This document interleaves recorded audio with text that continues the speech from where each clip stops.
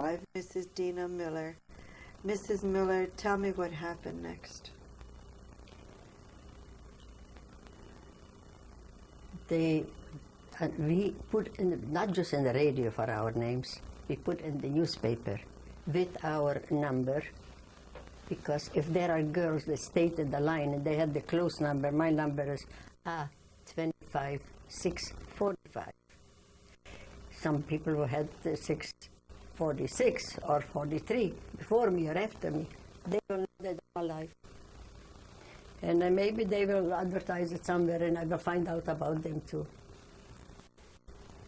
We were already 5 weeks, started gaining weight, we were dressed already. And the American soldiers, they were watching, there were 2 gates to go into that building where we were.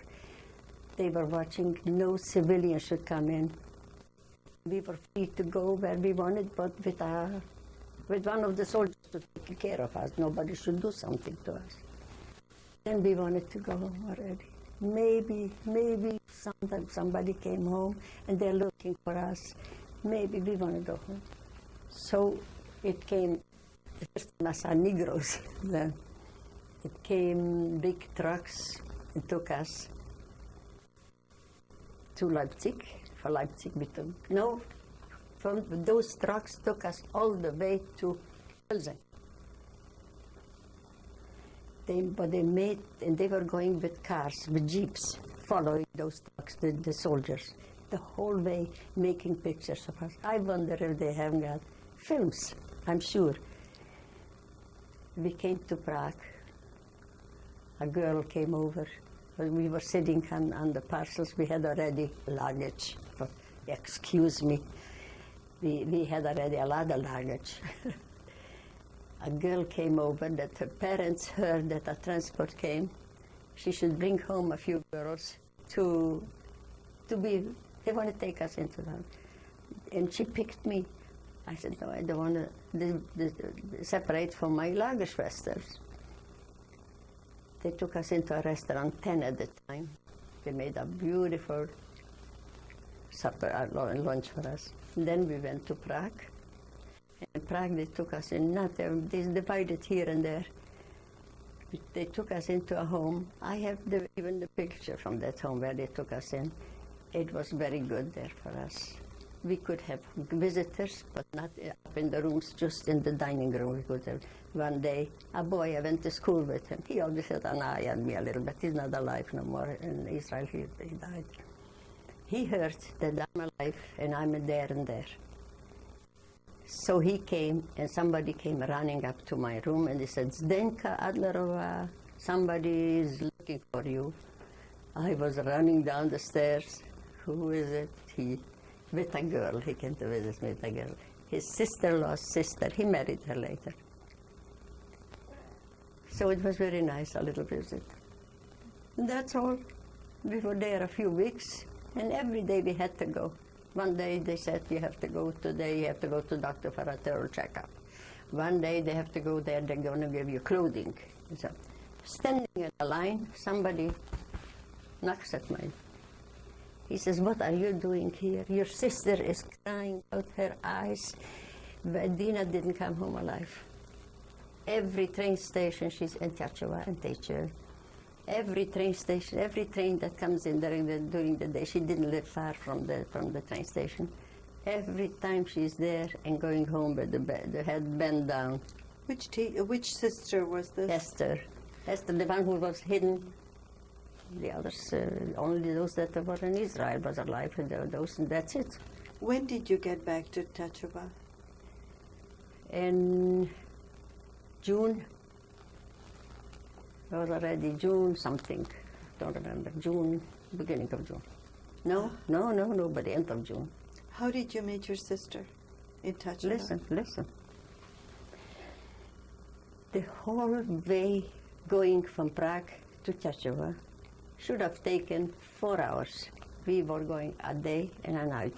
Cousins of mine went too. She passed Shoah, she went to Dubove, where I come from, but I stopped in Shoah because I was told by that man that she is in charge of about the train station she lives. The whole way, I swear to you, I didn't sit down. I just said to the girls, pinch me. Pinch me. I want to see if I'm alive, or am I dreaming that I'm making the same route again towards home? The train, in every station, they announced, this and this is coming, this city's coming, this is... So excited. I'm so excited, I can't tell you. I have somebody. The train stops.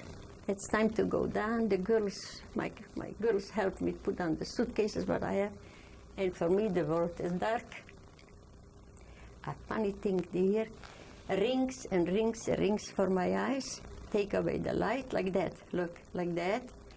And dark came in, and I don't see nothing but black. So I feel somebody taking me under the arms to take me down. And I feel I can stay on my feet, but I don't see nothing. From the big excitement, it can happen. They put me on a bench, and I sat down. All of a sudden, I hear the Surah, her name, she was in Israel, a sister, a Rivka and a Sarah. They are yelling, Shlomo. Shlomo was my brother-in-law, my sister's husband. Shlomo, Dina's do. Looks like he was standing by waiting. I was far away, maybe the last section. He saw nobody came again. He walking out from the train's yard. And she was yelling, Shlomo, Dina's do. He came running back, and he sees somebody sitting on a chair, surrounded with other men that worked there by the station. Anyways, I knew it was him. I knew what was going on. And then the same rings, what started to bring the darkness, started the other way, bring the light to my eyes. They wanted to help me up on my feet. I said, I'm okay. I'm okay. I just don't know what happened. I blacked out, blinked out, but on my feet. So he takes me to the house. That was a little disappointment there. Open up the door, and I see from my mother something, a carpet on the floor. When we were girls, when we were shaking it out from the dust, it tore in one side a little bit, and my mother made big stitches to fix it, and this was the first thing that I saw hit me. And I'm afraid to ask him, where's Esther? I said, that man told me that Esther is crying out her eyes, and here is only him. Where is Rivchu, her daughter? And I'm afraid to ask him. All he's asking me, what is your wish? What would you like to eat? And I don't want nothing. I just clear, where is Esther? Where is Esther? Finally, later, the house started getting full of people that came out from the lager, and they were already home. They said, maybe, did you know my sister? Did you know my wife? Did you know? Go tell them who you know. I don't know the people who's asking me, even I know them. Shlomo slowly tells me, Esther is fixing her teeth. She went to Siget. There is not a Jewish dentist yet. She went to Siget. A very close friend is getting married, and there is not enough Jewish people to make a wedding. It has to have at least 10 people to make a wedding. She went, and she took Rivchu with her. He was there too, because he was already, somebody owed him money, and he went to Siget. There was a salesman in Teacher, listen to this, who used to come to my mother, make orders. He was a salesman from a wholesaler, and he used to take orders. And I was a little girl, and every time when he came to our house, he brought me chocolate or candies. As a child, I used to sit on his shoulders. He heard that I came out alive. He got very excited because his name was Hollander, and I couldn't pronounce Hollander. I said Hollander Baci, I called him. He knew where Esther was in Siget. He took the train and went to Siget. It was a 2 hours drive, and the people were sitting just after the chuppah to sit by the table. It was one long table, and Esther was on the other end. She couldn't get out. She started yelling, Esther, Esther, I have good news for you. She got so excited and nobody wanted to get up to let her out. She jumped on the table and jumped over to the other side of the table. You listening? And he says, Dina arrived. And now they start running, and she doesn't know where my husband is, to find him, to tell him. Finally, somebody knew this and that. They go there. No train is going out to Shoah. It's at night. No train is going to Shoah. Shlomo tells me, my brother-in-law tells me, they're going to come tonight. Me knowing your future husband, me knowing him, he is going to do the impossible, and he's going to get Esther here tonight. We were walking by the train station. It was beautiful. We were walking and talking.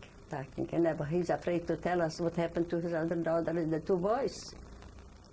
He knew already. People came before me. All of a sudden we hear, you know, the big shots from the train. They have a little thing, an open one. I have to show you with the hand something, how they has got a motor. But something would you do like that, and it runs on 4 wheels on the tracks. That's how they came to Shoah with that thing. But they made such a noise. And we were away from the end station where it is supposed to land. They were passing us. And I started running. And my sister, she got so excited. She wanted to break the whole thing. She wanted to jump. That was it. That's how we got together. Where did you go from Shoah? From Shoah we went to Sighet, because the communists started coming in. How did you... No. Did I tell you from Prague? That I was in Prague? That was done already. From Shoah we went, yeah, sure. From Shoah we took a fiaker, a taxi with horses, you know. And we went over the border. It wasn't easy. For money, you could do everything. The Armenian, for money, they let you in. Where was Sighet? Sighet, Maramoros. How did you get Very there? close, with a taxi to the border. How long did it take? A few hours. I had a doggy. I took the doggy with me. We came to Sighet. There was a lot of Jewish homes that people didn't come home, and they let us into a Jewish home. And we started making arrangements to get married. How did you meet up with your husband? He used to come in to us. I told you it likes a restaurant. He used to come in to eat. He was a big lumber Mrs. business. Muller, I mean later on, where did you meet him again? Was it in Sighet? No, in that where my sister with my brother-in-law was, he was. Because he saved their lives. And you it was his forest that they saved their lives. You made arrangements to get married, did you? Not quite the way, not quite so fast. I was still a little speculating. But they didn't leave me alone. My sister says, look, you're going to take a young boy. He is the best for you. He is going to provide for you. There's not going to be a thing that you want you're not going to get by your husband. He was a good guy. He was a very good guy. So, you know, it was, I don't care. Like, you know, thank God. He's okay. Let him be well. He's got trouble with the heart, a little bit. That's how it was. There we got married. We had a child. What's the Then child's it was name? announced, Greta. When was she born? June the 9th, June the 8th. When did you decide to leave Sighet? When the Czech announced, it was in the papers and on the radio, the Czechs are taking back all their citizens. Free, we didn't have to pay for the trip, nothing. You come home. Right away we wanted to go back. Because I didn't know the language here, and it was a Romanian. Go to the market shopping, I didn't know what I want, just to point with the finger. Where did you go from Sighet? To Prague. What happened in Prague? Prague was okay. Prague was okay. My husband started a little business already. And then the communists are coming again. We took the train. We went to Vienna. From Vienna to Linz. Just the station was Vienna. There was a lot of Jewish people waiting for papers. Somebody for Canada, somebody for America.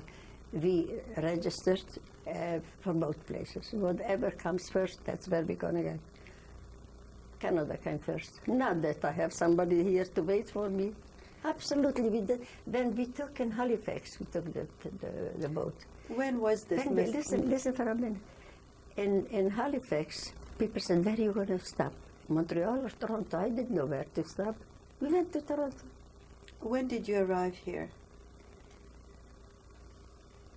I have it written down. I'll tell you in a minute, just a minute. My daughter had her birthday on the boat from Bremenhaven. She is born in June the 9th. It took 9 days. Which year was it? Which year when you arrived here in 40. Toronto? Well, she was 2 years old already. She was 2 years old. She was, what am I telling you?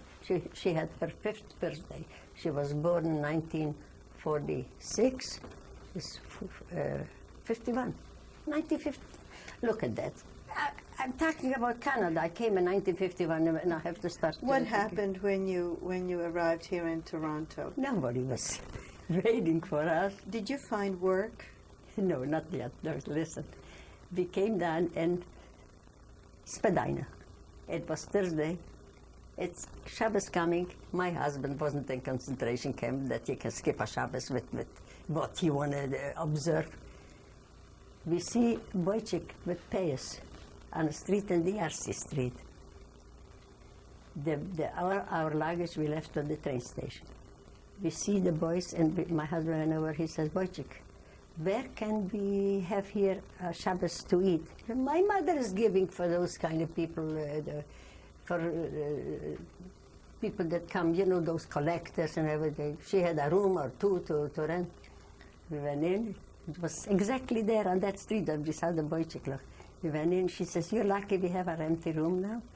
And so what did I do? She used me like you never seen something before. She had for Shabbos 12 or 15 people to give food for money. And she woke me up Friday morning. I should come down and help her. I went. We paid for her. We had already money. We paid for I don't remember, $40 a week. It was that time, was a lot of money.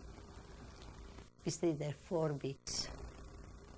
There was a beer parlor with drunks the whole night, and it was very hot, June, July, and it was no air conditioning, no nothing. It was terrible. Then we started looking in the newspaper, and we found in Christie Street, we found an apartment to let. An old man lives there. The daughter is moving out. He doesn't want to move away where the daughter is going. If I am willing to give him food and a room to stay, he is gladly. But he wants an interview to interview. He want to see us. The daughter want to see us. We are the best friends now. And she was never. She's not anymore. Mrs. Muller, yeah. When was your second child born? 11 years later. What is his name? Yakov. Eugene, they call him, Eugene. Mrs. Muller, what do your children do now? Well, my daughter picked a job, but I don't really like. She loves to cook and bake. She has like a little business. People come and take ready food, and not food, just pastry and What about your son? My son is doing whatever comes along. He took a course of the environment. He's got there's computers. He's doing all right. His wife is a speech pathologist. How many grandchildren do you have, Mrs. Muller? 7. What about great-grandchildren? 5. And the 6th on the way. Mrs. Muller, now that you live here in Toronto, having children, grandchildren, great-grandchildren, what do you do with your time? cooking, baking, taking care of my husband. Mrs. Miller, I did plenty in my. we're coming to the end of your interview. At this time, I would like to ask you, do you have a message to your children and the future generation? I tell you one thing, but I can tell, not just for my children, for the whole world. Because people don't believe. And to tell you the truth, I myself, if people would tell me what they went through, like me, I would think, this is impossible. How did you come out alive? It's unbelievable, but it's so true. God is my witness. That's all I do. I can't say no more, nothing. How do you think this experience altered your life, Mrs. Miller? It didn't really. It made me more bitter. That the whole world didn't do nothing. They knew what is going on. They knew. What did they do? Mrs. Muller, at this time, I would like to thank you very much for this interview. It's been an honor. I think this is the last time that I really talked about those things, because all the years here and there, but I talk a lot about it when I get together with those that live together. We make a little fun about it already too. Thank you very much. Okay, thank you. Okay. This is standing up there is me, Dina Adler, my mother in the middle, Gittel Adler, my sister, Rivka Adler. When was the picture taken? Way before the war. Because she was not married yet. She was married before the war. Mrs. Miller, which side of your mother are you on? And from here is the right side. But for my mother, I was there on the left side. This is my sister, Esther Chick, and her little boy, Poichi, I think. How old was the little boy? Or Nilu, I don't know which one it is. He must have been 3 or 4 years old there. Where is this photo? In another town where she lived. The name of the town? Deresnica. That's again my sister Esther Zick, her husband Shlomo Zick, and their daughter, the only one that came out alive, Rivka Zick. Where was the photo taken? Also before the war, way before. Which place? Which town? I don't know. Maybe it was already from Israel. I don't know. This is the original letter from 1940 my mother wrote to one of her daughters, my sister. When I was in Israel, I found it and I took it from. I wrote a few words and my mother wrote it. What's in the letter? Happy that she arrived with the boat 5 weeks on the ocean. And finally she heard from them that they arrived.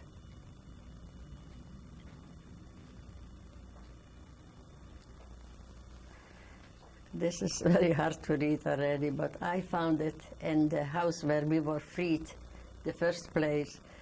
There was a record player, and this got to me. I wrote it down. It has some meaning from a child asking for a horse, and whatever they gave him wasn't good. But when the mother died and horses came to take her, he said, "That's not the horse I meant to." It got to me.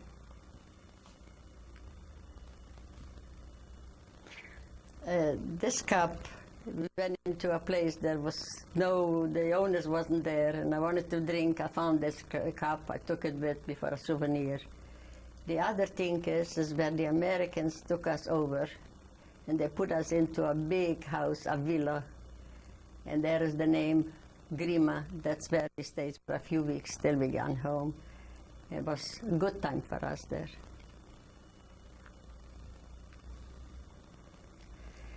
This is when we arrived to Budapest. We had to register. This is the registration. That's all I can tell you. This is a picture. We came to Israel for a visit and they made a party for us. So They made a picture from the four sisters that were alive. The end, by the right end, is Piri, Penina. Then is me, and my older sister Esther is not here no more neither, and my favorite sister Chedwa.